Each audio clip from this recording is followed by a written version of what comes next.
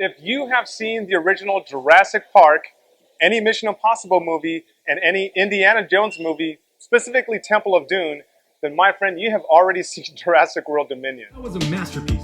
I mean, I'm gonna give it 5 reels for sure. What?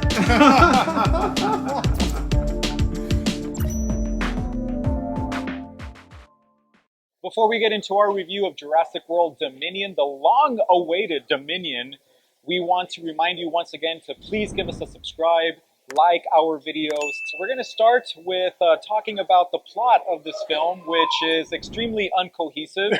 It feels like two movies in one. It's all over the place. It feels like you have the Chris Pratt and Bryce Dallas Howard storyline on one side, and then you have the classic, veteran actors, Sam Neill, Laura Dern, Jeff Goldblum, of course. Can never get enough of Jeff Goldblum, and thank God he's present in this movie more than he was in the last one. But I wanted more of him now. But we'll talk about that later. Yes, yeah. But it does feel like two movies. The Chris Pratt storyline feels very much like a serious storyline, and you feel kind of like impending danger and suspense, but poorly done. And then with the classic actors, you get that kind of like campiness and fun and humor that we loved from the original Jurassic Park. But the problem is that it's extremely plagiarized. Yeah, and it's overstuffed from the first movie. It's overstuffed, guys, because you have this basic plot where they're trying to find, the cloned girl, right? Trying to find her because they're trying to find a cure for diseases and all that, and trying to find out how they can use her DNA genome to kind of, I guess, help correct the mistake that they did with creating these locusts that are going and destroying all these other crops except for the crop that they designed, right? Because they're realizing that it's getting out of control, and it's going to lead to world hunger and starvation and all that kind of stuff. It's a big catastrophe. It's a mess. You had a famous scientist, a woman who basically had a genetic disorder of sorts, and so it caused her death. But she basically cloned herself, made herself a daughter, if you will. Immaculate conception. Yeah, and in doing that, she successfully perfected this genetic sequencing and basically created a version of herself, her daughter, in a way where there's no diseases, and she can, she can be a perfected version of herself. And so what they want to do, they want to get one of those locusts, kind of match that DNA, right? And eradicate all the other locusts because they realized, oops, we screwed up. So and they're overtaking the environment. So there's a lot of environmental themes here that just don't work, if you will. This movie basically felt so familiar in so many different ways.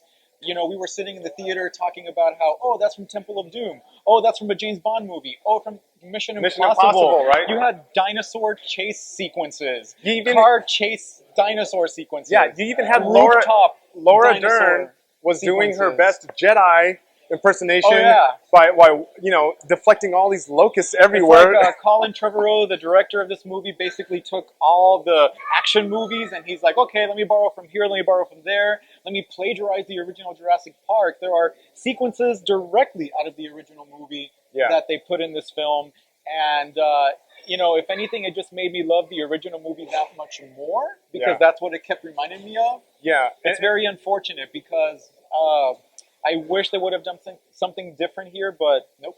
Yeah, what this movie catches itself doing is running out of ideas.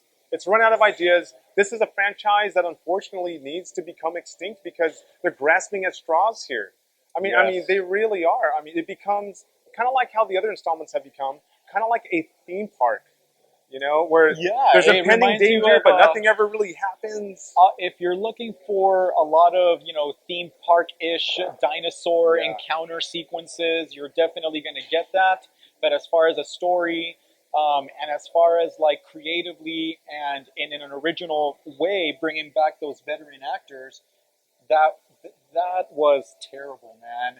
And Jeff Goldblum, not even Jeff Goldblum, who, by the way, brilliantly recaptures his role, as Ian Malcolm, as Ian Malcolm, but it doesn't work, unfortunately. I think, to me personally, the biggest mistake of this movie really was how the previous movie left off thinking, oh look, dinosaurs are going to integrate into the world. Oh, you mean the haunted house movie? Yeah. That was the second. That was a horrible. Yeah, but at least the idea behind this movie was, oh wow, how are the dinosaurs going to coexist with the humans? It's going to get crazy, and they sprinkle that a little bit in this movie, but they don't address it though. Why did they not make that the most interesting part of the movie? They take it to these locusts. It's almost like the dinosaurs are already a part of our daily lives in this movie. But that would have been the most interesting part of this movie, is exploring how that works. Yeah, they're there. They're just there.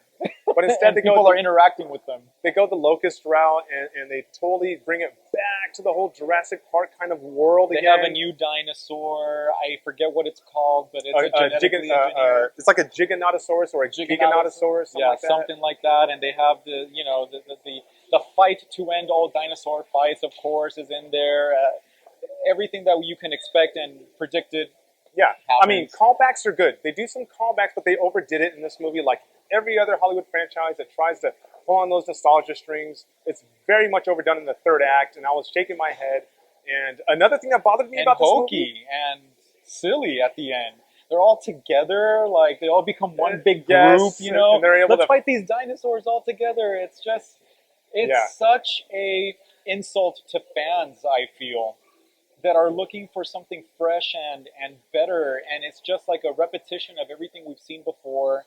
It sucked. Yeah, the dual storylines that they had with like Chris Pratt and Bryce Dallas Howard, and then with the old cast, the original cast, it just doesn't jive. You feel yourself really enjoying the old cast storyline versus the other one, and it's just a mess. The last thing I'll add is I honestly think I've never seen a movie that has more contrivances, conveniences, and coincidences, especially in the third act. Like, come on, I know at the beginning of the movie, Bethel told me, suspend disbelief. Oh yeah, it's apparent that you just got to shut off your brain. This movie defies all logic. It goes fast and the furious, really quick. It's unfortunate, but my real rating, because I'm tired of talking about this movie, is a 2.5 reels for sure. There's no reason to ever watch this movie again. Do yourself a favor. Go watch the original Jurassic Park. Steven Spielberg, you're still king. This new trilogy, not necessary. Chris Pratt, stick to doing Star-Lord. Don't do any more Jurassic Park movies. That's all I got to say. Okay. I'm actually surprisingly going to give this a half reel higher. I'll actually give this a 3. And the reason why I'm giving it a 3 and not a 2.5 is because I did like the acting of the original cast. I did like the nostalgia of the original cast when they were interacting. It's cute. Not so much the sequences, but I liked seeing them again. It's cute that they have to say their full names to each other, as if to insult us. We don't remember. It's probably for a new audience, right? But I also thought that this movie had enough action, enough really eye-pleasing special effects to really get fans, gawking. So that's why I'm going to give it a 3 instead of a 2.5. But all right. I was expecting more. Okay. Leave your comments down below. Let us know what you think about Dominion.